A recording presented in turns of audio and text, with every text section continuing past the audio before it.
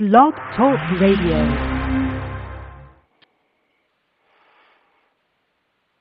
Boa noite, amigos. Estamos começando aqui, inaugurando o nosso programa True Outspeak, Sinceridade de Fato. Tem várias chamadas aqui esperando, mas eu vou pedir que esperem mais um pouco. Eu queria começar com alguns comentários da semana e depois passar as respostas de algumas cartas recebidas e depois atender os que estão na linha. Então queria começar lendo para vocês o editorial que eu acabei de passar para o Diário do Comércio, que se chama Lembretes Indesejados. As vitórias fáceis de Lula e Chávez, depois de outras tantas obtidas no continente, ao longo de uma ascensão esquerdista cada vez mais irresistível, são uma ocasião excelente para lembrar a seus adversários ou vítimas algumas verdades óbvias e arquiprovadas, cujo conhecimento teria podido salvá-los se obtido em tempo, mas que eles sempre se recusaram a ouvir.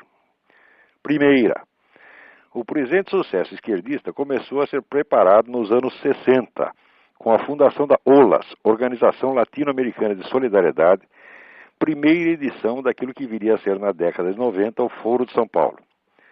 Durante todo esse tempo, nada se fez na direita para criar uma organização equivalente e contrária. Não venham me falar de Operação Condor, um arranjo de improviso restrito à esfera policial-militar, sem nenhum alcance político ou cultural. A esquerda cresceu sozinha no espaço vazio deixado por uma direita cujo único projeto político era ganhar dinheiro na Bolsa de Valores, descaracterizar-se ideologicamente e mimetizar o discurso da moda ditado pelos adversários. Segunda, em parte pela falsa sensação de tranquilidade propiciada pelas ditaduras militares, em parte pelo seu próprio economicismo contumaz e sua decorrente indigência intelectual, a direita entregou aos adversários o domínio das instituições culturais e de ensino, justamente na época em que a influência das ideias de Antônio Gramsci recomendava aos esquerdistas a conquista prioritária desses espaços. A progressiva ocupação de espaços correspondeu à ampliação das áreas de interesse intelectual da esquerda e concomitante retração na direita.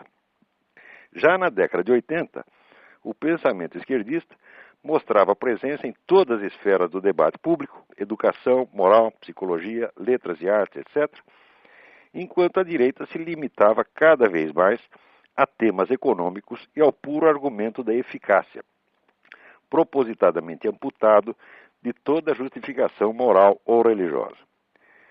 Terceira, a autocastração intelectual da direita latino-americana, frequentemente legitimada em nome de um pragmatismo apolítico muito do agrado das classes empresariais, recebeu um tremendo incentivo do Concílio Vaticano II, que abriu as portas para o diálogo com os marxistas enquanto reprimia e marginalizava todo o pensamento católico conservador que acabou por se recolher às catacumbas. Nas esferas direitistas, intoxicadas de weberianismo prêt-à-porter, essa tragédia chegou a ser celebrada como sinal auspicioso de um grande progresso para a democracia capitalista, travada, segundo tagarelas liberais, pela moral católica. Foi assim que, dominando o pensamento religioso do continente, a esquerda se investiu do papel sacerdotal e profético de guardiã da ética e da moralidade, deixando aos adversários apenas o espaço do puro discurso pragmático que os tornava ainda mais suspeitos aos olhos da multidão. Quarta, a esquerda latino-americana tem um projeto histórico civilizacional abrangente, ao qual corresponde uma estratégia integrada e de longo prazo, com esquemas de ação permanente em todos os setores da vida social, cultural e política. Contra isso, a direita não tem oferecido senão uma resistência. Blog Talk Radio. Parece que houve uma interrupção, saímos do ar por uns minutos, mas voltamos agora.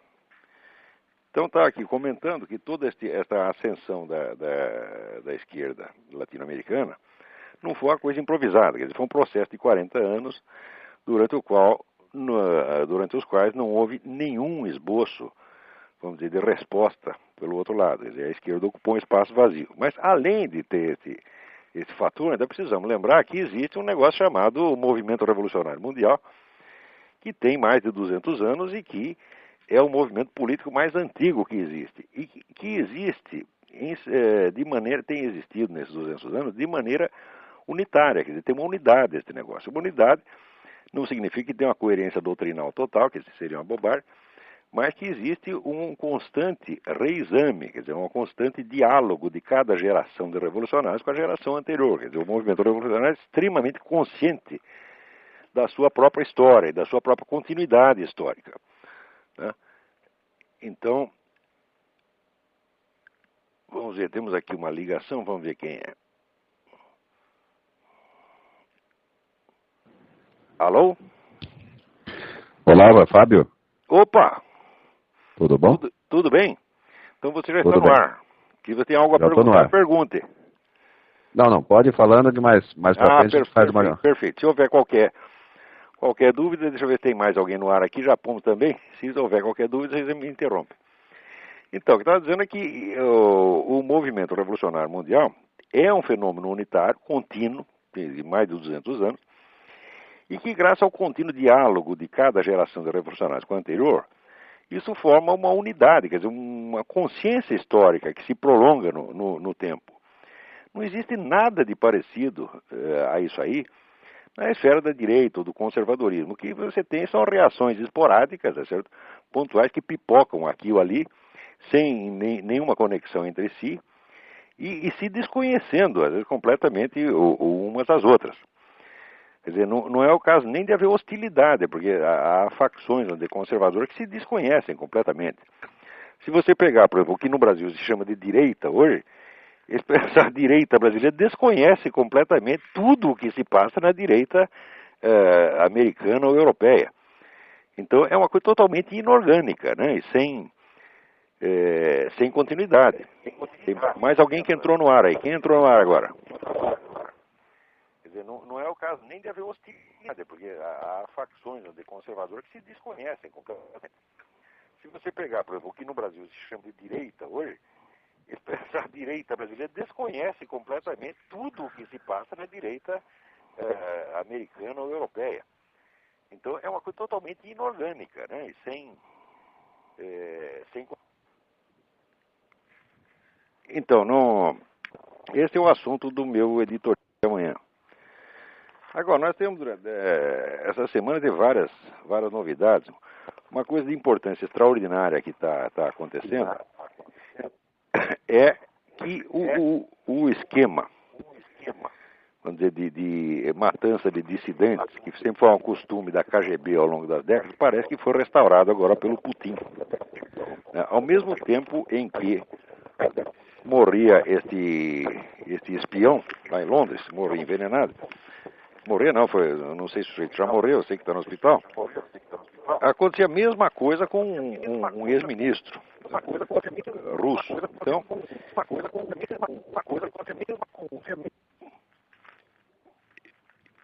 isso aí mostra que o esquema de controle da oposição no exterior, que foi uma característica, vamos dizer, do comunismo ao longo desse tempo todo, está em pleno funcionamento agora.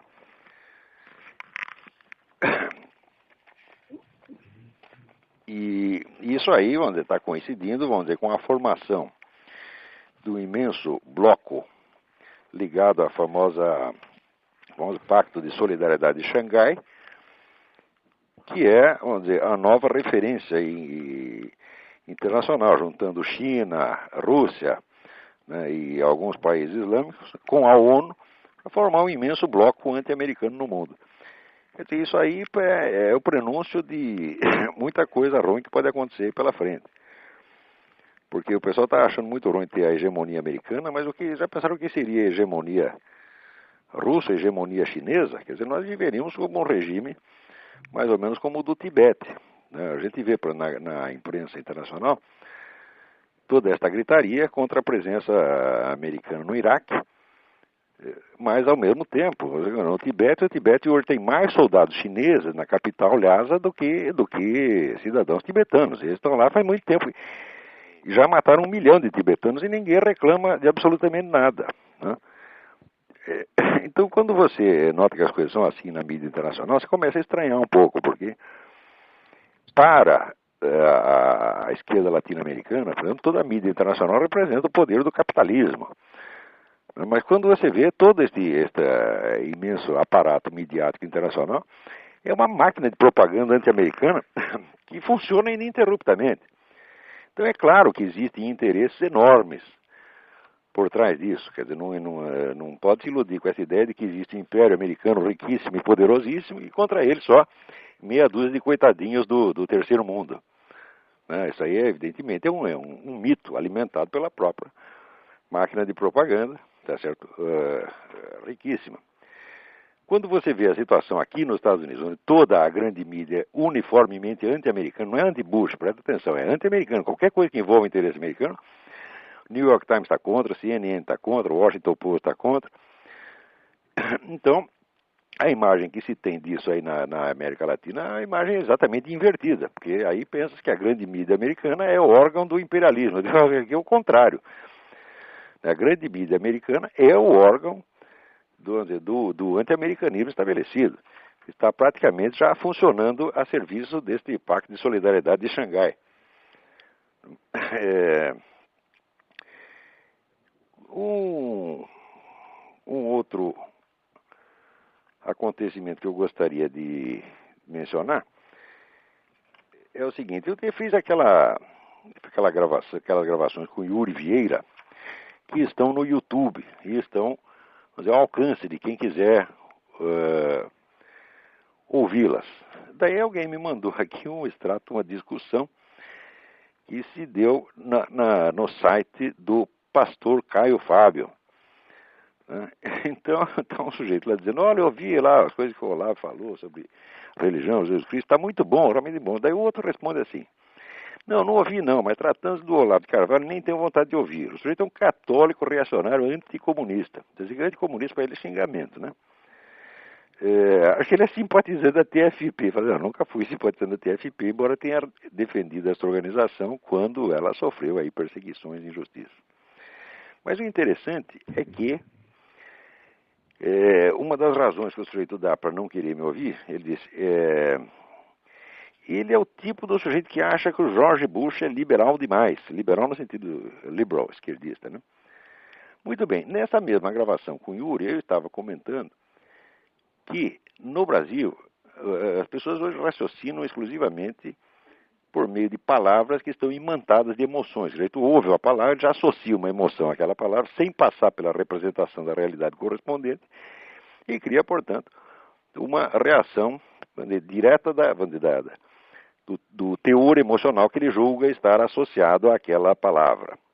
Eu estava dizendo exatamente isso na gravação e na gravação com o Yuri, e veio esta conversa aí no site do Caio Fábio provar exatamente o que eu estava dizendo. Por quê? Quando o indivíduo diz, e ele é o tipo de sujeito que acha que o George Bush é liberal demais, o que ele está querendo dizer é que, no meu entender, é que eu acho o Bush liberal demais porque eu gostaria que ele fosse mais conservador.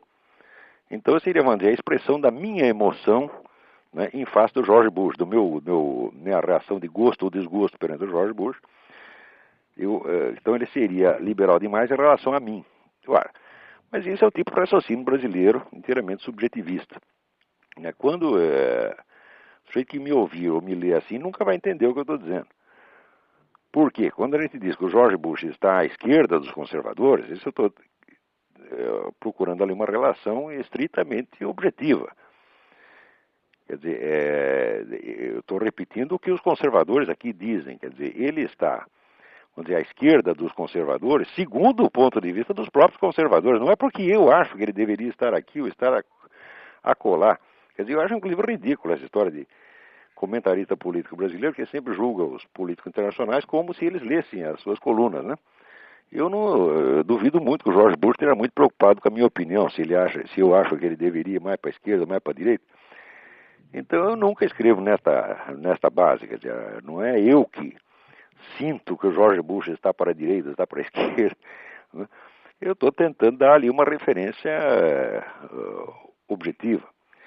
Mas me parece que o estudo objetivo da sociedade e da política é uma coisa que no Brasil se tornou quase impensável. As pessoas não sabem o que é isso, mas elas não conseguem imaginar do que se trata. né? Mais uma prova disso eu obtive através, vamos dizer, de uns e-mails que eu recebi, que repetem, por sua vez, uma troca de e-mails distribuída na lista de discussões de um tal de senhor Armindo Abreu. Armindo Abreu é um sujeito que escreveu um livro enorme chamado O Poder Secreto. Mas depois do Poder Secreto tem um ponto de exclamação. Eu não sei o que poderia querer dizer um ponto de exclamação depois de uma frase nominal, né? Como é que a gente deveria pronunciar o título do livro dele? O Poder Secreto! Só pode ser isso, né? Então, quer dizer, o indivíduo não sabe nem pontuação. E este camarada, no entanto, escreve a respeito desses temas de teoria da conspiração e tem uma audiência relativamente vasta. As pessoas ouvem o que o homem está dizendo. E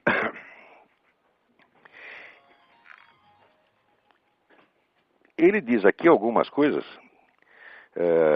a meu respeito. Ele está muito bravo comigo, porque no começo dos anos 90 ele fazia um programa numa rádio do Rio de Janeiro e ele disse algo sobre o Foro de São Paulo, né, naquela época, pelo menos ele afirma que disse. Depois, em 2005, ele publicou esse livro O Poder Secreto, que fala sobre o Foro de São Paulo também, e ele está muito bravo porque eu não citei o programa dele. Então ele teria sido o pioneiro que falou do Foro de São Paulo, né, no começo da década. Mas, se bem que aqui tem algumas coisas muito estranhas, porque ele diz que o primeiro artigo lançado no Brasil sobre o Foro, que eu conheço, foi escrito em 1989, pelo pessoal da revista Executive Intelligence Review, Lourenço Carrasco Silva Palácio. Falei, bom, isso é absolutamente impossível, porque o Foro de São Paulo foi fundado em 1990.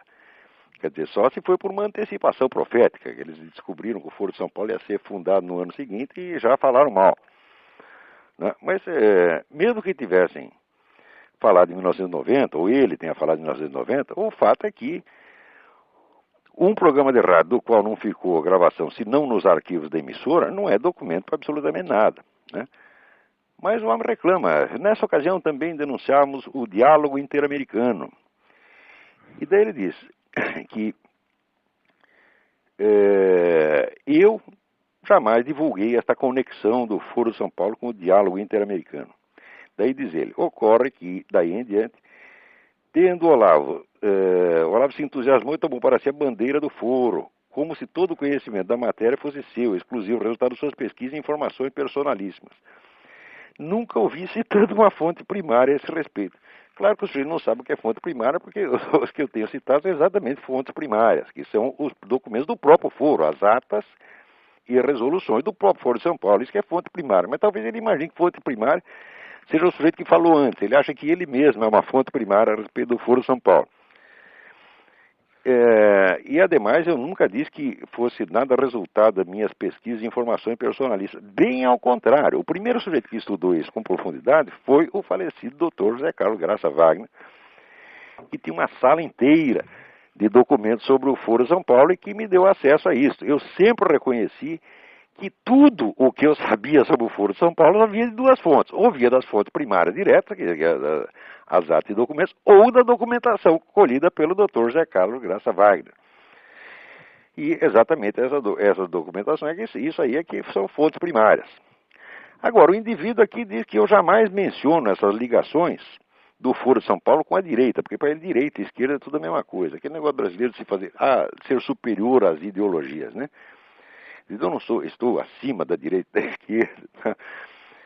Então ele me acusa de fazer silêncio sobre a vertente direitista do Foro de São Paulo, que seria o diálogo interamericano, né? Então eu, por ser muito direitista, eu só falo mal da esquerda e escondo as conexões sinistras que haveria na direita, né? E as conexões seriam exatamente o diálogo interamericano, o Banco Mundial, o Council on Foreign Relations, etc. Ora, é fantástico. Em primeiro lugar, porque não é verdade que eu me omiti sobre essas conexões, eu não apenas as mencionei, como fui o primeiro sujeito a criar instrumentos para poder analisar isso com a minha famosa teoria do metacapitalismo. É só você entrar no meu site, digitar lá no aparato de busca para metacapitalismo, você vai ver quanta coisa vai aparecer sobre isso aí. Então não é verdade que eu silenciei a respeito. Mas o engraçado é que o indivíduo considera que isso é uma ala direitista do esquema de poder latino-americano. O camarada chegar aqui nos Estados Unidos e disser que o diálogo interamericano ou o CFR são da direita, até moleque de ginásio vai rir da cara dele. Né? Evidentemente, o nosso amigo seu Armindo está confundindo capitalista com direita. Ele acha que se é uma empresa capitalista, deve ser direita. Não tem nada a ver uma coisa com outra, evidentemente. E todo mundo sabe que esse pessoal do diálogo interamericano é a turma do Partido Democrata, é os Kennedy, Clinton, etc. E que essa gente é a esquerda americana. Né? Então não vejo como... não vejo realmente do que esse homem está falando. Mas o engraçado é que o sujeito, ele, primeiro, fala mal de mim numa lista de discussões. Não é uma coisa pública. É ao mesmo tempo público e discreto, né? Olha, se quer discutir comigo, escreva diretamente para mim. Tem lá o meu e-mail, olavo@olavodecarvalho.org, pode escrever e eu responderia. Ou então publique. Agora, ficar fazendo fofoca em lista de discussão, isso é coisa de covarde. Agora, o gozado é que esse seu Armindo usa aquele recurso tão tipicamente brasileiro de falar de mim no diminutivo. Ele diz aqui: Olavinho, por sua militância, não parece ser uma exceção essa regra diversionista, agredindo os adversários com empáfia e arrogância e sacralizando-os do seu lado. Olha aqui, senhor Armindo, pare de viadagem. Esse negócio de dizer que você querer diminuir o outro usando o diminutivo, isso é frescura. Pare com isso. O senhor tem idade, se respeita um pouquinho, vai. Agora, se quiser discutir comigo, apareça. Porque, para mim, você é um semi-analfabeto, uma besta quadrada que acredita em teoria da conspiração, acredita que existe uma mão secreta que governa o mundo. Isso é uma estupidez. Quer dizer, isso aí, em primeiro lugar, é aquele negócio que dizia o Santo Agostinho, que o que mais agrada os diabos é você hipertrofiar, aumentar o poder deles. Então você acha que o Rockefeller e Morgan, etc., dominam o mundo. Não, eles não dominam, são pessoas extremamente poderosas e têm esquema de poder muito, muito grande, muito abrangente, mas são humanos e erram como nós, e enfrentam dificuldades horríveis e toda hora quebram a cara, fazem planos dão errado. Então esse negócio da mão secreta que governa o mundo, isso é coisa de criança, tá certo? Existem esquemas de poder, sim, existem esquemas até conspiratórios, mas não tem esse poder que esse seu Armindo imagina. Quer dizer, o homem está imaginando um negócio que é uma espécie de fantasia macabra, tá, né?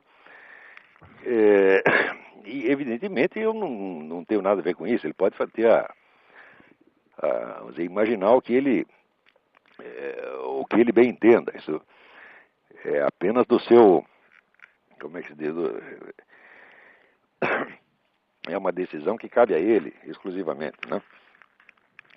Muito bem.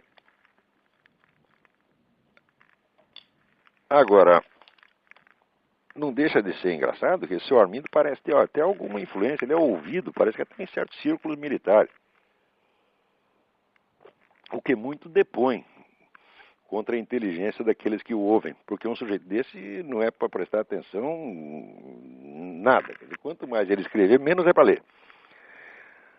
Muito bem, agora tenho aqui 2 leitores, meus ex-alunos de Campinas, cujo nome eu não vou citar, que diz assim: eu e meu marido já tínhamos definido uma coisa em nossa vida. Se o Lula ganhar a eleição, teremos 2 opções: ir embora do país ou entrar em um partido político para começar a mudar alguma coisa. Então, eles parecem idiota que entrar em algum partido político, se candidatar a vereador em Campinas, sirva para alguma coisa. Mas é isso mesmo que iremos fazer. Ele deu muito bem, e ela quer saber a minha opinião. Eu acho que é uma coisa meritória. Só que, se você prestar atenção neste editorial que eu estou publicando no Diário do Comércio, vocês verão o seguinte: o esforço eleitoral isolado, fora de um esquema estratégico de longo prazo, é um esforço perdido. Vai perder sempre. Tá certo? Você não é possível. Ao longo da história, quer dizer, aqueles empreendimentos que têm maior duração, eles acabam ganhando. Quer dizer, por quê? Porque as gerações humanas passam, as pessoas morrem. Então, existe até um trabalho meu que explica a ação histórica. Eu digo, você só pode considerar que uma ação tem, vamos dizer, dimensão histórica quando ela ultrapassa a duração de vida biológica do ser humano. Quer dizer, quando vai de uma geração para outra e continua. Porque se quando morre cada geração os processos são interrompidos, aquilo não frutifica. Então, você vê, um movimento que já tem 200 anos e que tem uma existência unificada, tem uma existência contínua, ele leva vantagem, ele derruba tudo que está em volta, acaba vencendo sempre. Ou seja, se alguém quiser, vamos dizer, entre aspas, livrar a América Latina do comunismo, bom, não vai começar com esforço eleitoral. Não é pelo eleitoral que se começa. Quer dizer, você tem que criar primeiro um movimento cultural.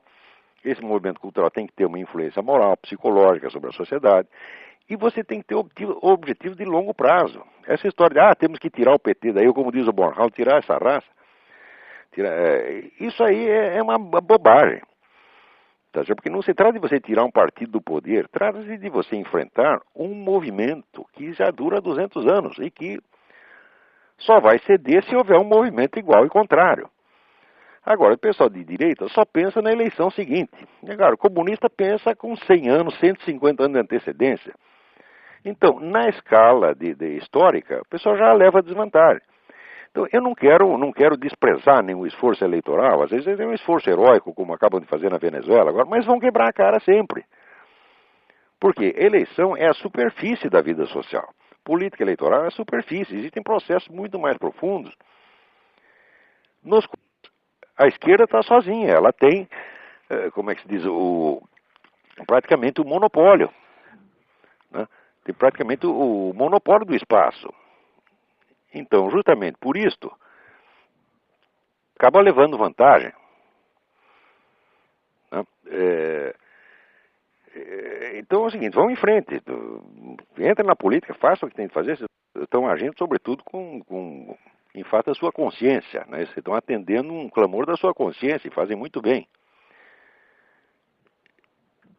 Eu só posso elogiá-los por isso. Mas não pensem que o esforço eleitoral por si vale alguma coisa. Quer dizer, eu acho que o pessoal que é conservador e direitista deveria começar por se reunir, tá certo? E discutir com seriedade, vamos dizer, com todos os elementos culturais necessários, a concepção de história, tá certo? Que eles estão querendo esboçar para os próximos séculos, tendo em vista a experiência dos 200 séculos anteriores. Quer dizer, onde é que nós queremos chegar? O que você está querendo? Você está querendo uma sociedade cristã? Você está querendo apenas um capitalismo liberal? Quer dizer, quais são as perspectivas reais? Não é isso? Então, não se pode, com esforços esporádicos de ordem eleitoral, enfrentar um movimento histórico. Quer dizer, o eleitoral é um plano, e o histórico é outro, muito mais vasto, muito mais abrangente, dentro do qual está o político eleitoral. Agora, até hoje eu não vi nenhum esforço sério da parte desse pessoal conservador direitista para criar uma oposição, não a PT, não a coisinha pequena, não a detalhes do momento, mas ao movimento revolucionário mundial. Se não há isso, então o movimento revolucionário leva vantagem, porque ele não tem oposição no seu próprio plano, só tem, vamos dizer, oposição parcial enquanto ele está desempenhando uma luta abrangente, pelo domínio do movimento histórico inteiro. Eu tenho a impressão que elementos teóricos, vamos dizer, para criar um movimento antirrevolucionário mundial são mais do que abundantes. Isso existe muito, mas nunca se transformou, vamos dizer, num projeto de ação efetiva. Né? Quer dizer, seria a hora de começar a pensar, vamos dizer, numa internacional conservadora, uma coisa assim, mas não visando a próxima eleição. Não, tem que visar os próximos 100 ou 200 anos. Tá certo? Quer dizer, o movimento comunista, ele vai para frente, o movimento esquerdista vai para frente, porque as pessoas não se incomodam em sacrificar as suas vidas por resultados que só virão na imaginação deles depois de 2, 3 ou 4 gerações. Quer dizer, a estratégia de longo prazo leva muita vantagem sobre o imediatismo. O imediatismo é uma forma de oportunismo e de superficialidade. Né? Então, só pelo fato de pensar a longo prazo, o pessoal esquerdista leva uma vantagem até do ponto de vista moral. Quer dizer, aí eles começam a ter uma superioridade moral pelo fato de que pensam no futuro e sacrificam suas vidas. Agora, se o outro lado só está pensando, vamos dizer, em ganhar a próxima eleição, até moralmente os esquerdistas ficam numa vantagem em relação a eles. Né? Muito bem. Há um leitor aqui que me pergunta sobre as universidades conservadoras que existem nos Estados Unidos. Bom, ele pergunta, no Brasil tem nenhuma. Nos Estados Unidos tem várias. Tem a Liberty University, por exemplo, tem o King's College. Né? Eu acho que você poderia encontrar o remetente chama-se Saulo de Tarso Manriquez. Acho muito interessante esse seu interesse por isso. Existe uma página que chama-se The Intellectual Conservative. Procure esta página, tá certo? E você vai achar lá uma lista dos Conservative Colleges nos Estados Unidos. Então o fato é que aqui nos Estados Unidos você também tem uma hegemonia esquerdista no establishment universitário, mas é apenas hegemonia, não é um domínio total como tem no Brasil. Hegemonia significa uma predominância, mas no Brasil a esquerda não tem nem sobre o que predominar, só existe ela está sozinha na jogada, né? Quer dizer, as ideias conservadoras estão absolutamente excluídas do panorama brasileiro. Aqui elas são excluídas, vamos dizer, de alguns círculos, por exemplo, a chamada grande mídia impressa, né? New York Times, Washington Post, etc. Ali você vê a hegemonia esquerdista. Mas você tem uma reação imensa da parte pelo programa de rádio, em parte pela Fox News e pelos think tanks. Quer dizer, o pessoal conservador não está quieto. Agora, no Brasil não é hegemonia. No Brasil é domínio total. O domínio é tão total e tão abrangente que quando alguém reclama de alguma pequena coisa, algum detalhe, por exemplo, do PT, isso já basta para que ele seja rotulado de direitista. Quer dizer, quando um social-democrata, um tucano, um socialista fabiano, né, reclama que o PT está roubando, né, então como não tem direita nenhuma, esse sujeito começa a fazer o papel da direita. E o PT já estrila. Olha a direita aí querendo se levantar. Isso é tudo uma farsa, evidentemente. Né? Agora, também aqui, durante a semana, houve aqui uma notícia de que no Paquistão, mais 2 cristãos foram condenados para a cadeia depois de milhares que já foram. Quer dizer, o nego foi condenado a 10 anos de prisão por blasfêmia contra o Corão. Quer dizer, coisas que eles disseram contra o Corão. Quer dizer, também foram acusados de queimar uma página do Corão, mas não apareceu essa página queimada em parte alguma. Pegaram 10 anos de cadeia por isso, e olha que a sentença, ela está ilegalmente branda. Porque pela lei islâmica, a blasfêmia contra o Corão pode dar prisão perpétua.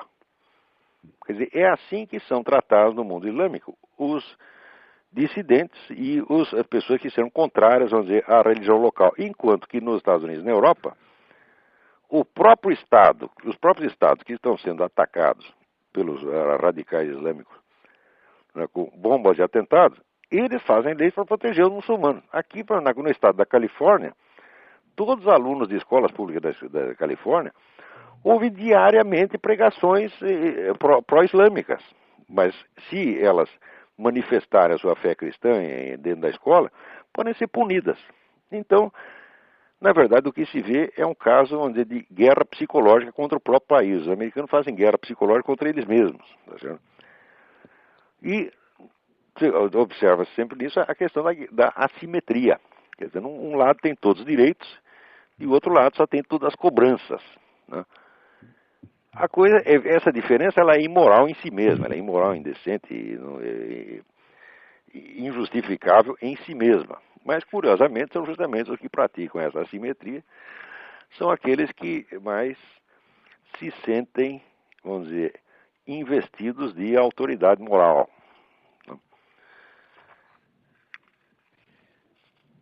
Na mesma semana, vocês viram, vieram 2 pedidos, 2 solicitações, 2 apelos para que os Estados Unidos se retirem do Iraque. Uma foi por esse Iraq Study Group, grupo de estudos iraquiano que está atuando aqui, formado pelo próprio governo. E na mesma semana veio o mesmo pedido da boca de quem? Do presidente do Irã, o Ahmadinejad. Então, quer dizer, aqui está um monte de americanos pedindo para os Estados Unidos fazerem exatamente o que o Ahmadinejad está pedindo para eles fazerem, quer dizer, saiam do Iraque. Olha, todo mundo sabe perfeitamente, se eles saírem do Iraque, vai acontecer lá o que aconteceu no Vietnã. Quando saíram do Vietnã, né, em 75, houve aquelas negociações de paz, né, encabeçadas pela parte americana, pelo Henry Kissinger, e os americanos saíram. Na hora que saíram, o pessoal comunista tomou o Vietnã do Sul e já levou a invasão até o Camboja e acabou matando no total 3 milhões de pessoas. Quer dizer, mais de 3 vezes mais do que a própria guerra tinha matado. É exatamente o que vai acontecer no Iraque. Os americanos saindo lá, que vai ser uma carnificina, como foi no Vietnã. Daí o que restará a fazer? Restará a fazer o que a mesma mídia esquerdista chica ocidental fez no tempo do Vietnã. Esconde tudo. Faz de conta que não aconteceu. Que não aconteceu nada no Vietnã e no Camboja. Então, aqui nos Estados Unidos, quando o Pol Pot já estava matando gente pra caramba no Camboja, o Noam Chomsky escrevia artigo atrás de artigo para dizer, não está acontecendo nada, isso tudo são intrigas da oposição. Agora, quando você vê aquelas fotos, aquelas pilhas de esqueletos, agora eu quero ver como é que o Noam Chomsky vai fazer para desmentir isso, mas agora é tarde, né? Então, na década de 70, você já teve esse pacifismo assassino. Agora, de novo, a mesma coisa. Então, as pessoas alegando bandeiras pacifistas, vamos sair do Iraque. Bom, você sai, vira as costas e os iraquianos que se arrumem. Tá certo?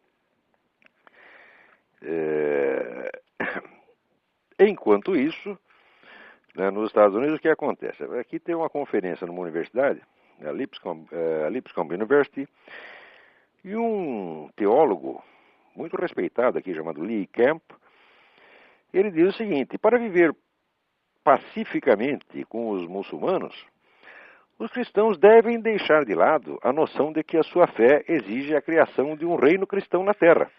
Ou seja, nós devemos deixar que os muçulmanos construam o reino muçulmano e nós levamos a nossa religião para dentro de casa. Ela vai imperar apenas na nossa vida privada. A vida pública será muçulmana e nós temos o direito de ser cristão escondido em casa. Ora, isso é exatamente o que já vigora no Irã. A Constituição iraniana é o seguinte: você pode praticar o cristianismo, desde que seja dentro da sua casa e ninguém fique sabendo, porque se alguém ficar sabendo, tu vai para a cana. Tá certo? Então, o que este vagabundo, esse teólogo está propondo, dizendo que é cristão, ele diz que é cristão e diz até que é um cristão conservador. O que ele está propondo é isso, quer dizer, deixa os camaradas tomar todo o espaço público e nós nos recolhemos a nossa insignificância doméstica.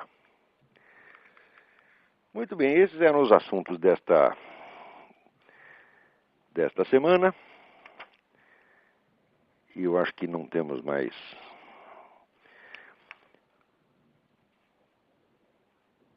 nada por aqui.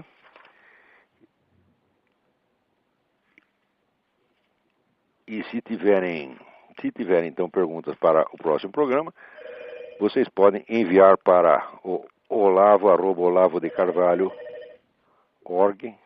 Parece que tem alguém entrando no ar aí. Alô? Alô? Quem que está entrando aí? É o Márcio, de Brasília. Oi, tudo bem, Marco?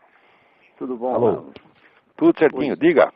Tranquilo. É só para ouvir seus comentários aí dessa decisão valente desse juiz aí contra o nosso sociólogo, nosso Emir Sader, e a celeuma que está sendo criada aqui na Folha de São Paulo, e o jornalista que resolveu... Olha, o Emir Sader acontece o seguinte: quando o César Benjamin o acusou de estelionatário, o que ele fez? Processou o César Benjamin, queria meter o César Benjamin na cadeia. Porque ele acha que não é estelionatário, embora ele seja de fato. A acusação do César Benjamin é verdadeira. Processou o César Benjamin. Agora, ele não pode ser processado quando ele acusa o outro de um crime que o outro também não cometeu. Esse Missade é um salafrário, mentiroso, fingido, hipócrita. Ele é uma nota de R$32. Vocês não perceberam ainda? Eu só sou contra mandar o cara na cadeia. Devia jogar ele na privada. Cadeia não. Cadeia... Pô, o que é isso? Tem que pôr na privada, dar a descarga e esquecer. Tá vendo? O sujeito é um catedrático, um chefe de departamento que escreve Getúlio com LH. Getúlio, que nem entulho.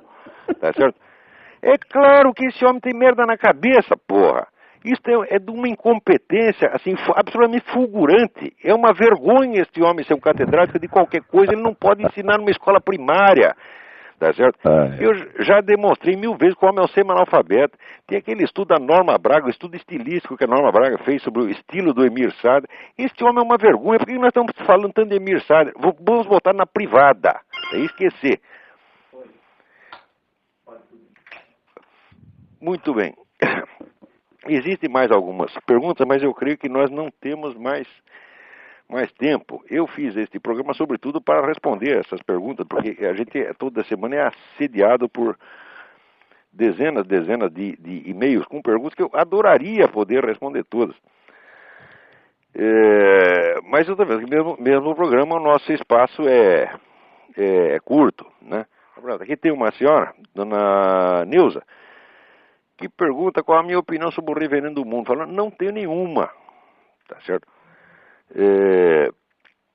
Porque tenho muito pouca informação. Anos atrás eu li um livro, falava muito mal da seita Moon, tá certo? E eu ouvi o Reverendo Moon dizer um bocado de besteira, né? Ele disse que Jesus Cristo falhou e daí foi mandado ele, o Reverendo Moon, para fazer o serviço de novo. Digo, faz rir. Mas agora, do ponto de vista político, ele tem feito um trabalho muito bom na Coreia. E aqui nos Estados Unidos nós temos que ser grato a ele, porque ele é o dono do único jornal conservador que tem em Washington, que é o Washington Times, no qual ele não dá palpite. Ele nunca foi na redação e nunca deu o menor palpite na orientação do jornal. Isso aí, digo por depoimento do colunista e editor lá, que é o Robert Royal, que sempre foi um sujeito católico, tá certo? E ele fica lá pregando o catolicismo dele quanto ele queira. O Reverendo Moon jamais reclamou de nada, tá? Quer dizer, ele é um bom dono de jornal. Bom dono de jornal é aquele que quer ganhar dinheiro com o jornal vamos dizer, mas não usa o seu poder para atrapalhar o serviço do jornalista. Ele deixa que tenha a variedade de opiniões, né?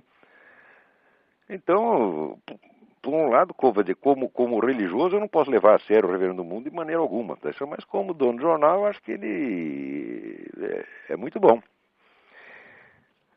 Mas esse negócio de perguntar opiniões sobre pessoas, é melhor não perguntar a minha opinião sobre pessoas, não, porque ter opiniões sobre pessoas não está muito certo, tá entendendo? Porque o que eu estou falando do Reverendo do Mundo é apenas uma opinião. Opinião não vale nada, tá entendendo? Opinião, isso aí é como dizia Dirty Harry. Dirty Harry dizia, opinião é que nem bunda, todo mundo tem. A minha opinião não vale mais que a de ninguém. Quando eu tenho um conhecimento a respeito, você me pergunta o que você sabe a respeito, então eu passo o conhecimento. Conhecimento vale alguma coisa, mas opinião não vale nada. Então, o que eu acabei de dizer sobre o Reverendo Moon é apenas uma opinião. Se você quiser apagar, apague. Outra aqui me faz a pergunta, como se ouvir a atuação do PSDB. O PSDB é a esquerda fabiana. Quer dizer, o PSDB, vamos dizer, ele é a direita da esquerda. Quer dizer, mas a direita da esquerda é um componente da esquerda desde que existe esquerda. Você já ouviu falar na Revolução Francesa, já tinha a Montanha e a Gironda, quer dizer, era também a esquerda e a direita. Um movimento revolucionário sempre tem que ter uma esquerda e uma direita, por quê? Porque ele é baseado na contradição, na exploração da contradição. Então, haver uma direita da esquerda e uma esquerda da esquerda é inerente à própria esquerda. Tá certo? Então, agora, confundir a direita da esquerda com a direita propriamente dita é burrada. Tem mais alguém entrando na linha aí? Alô, Olavo? Alô? Você me ouve? Alô, Olavo. Quem está entrando na linha aí? José Leão, aluno teu lá do curso de... Oi, tudo bem? Tudo, graças a Deus. Escuta, na penúltima aula eu te fiz uma pergunta sobre o teorema da incompletude de Gödel. É um teorema matemático, eu quero crer que ele tenha uma aplicação muito incisiva na... Olha, vamos comentar. Parece que aí está entrando, vamos dizer, a minha própria voz junto com a tua. E está muito confuso. Você precisa desligar. Você precisa baixar o volume aí do seu computador para... Não, tá até desligado. Alguém está com o volume do computador ligado e eu não consigo escutar a sua pergunta. Compreendo, então. Eu volto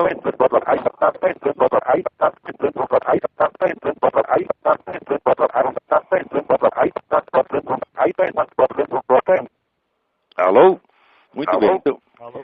Então, as pessoas que ligam para cá, se elas deixam o computador dela ligado em voz alta, vai ficar 4 vozes aí. A minha, dele e a reprodução dos dois. Isso aí não dá para ouvir.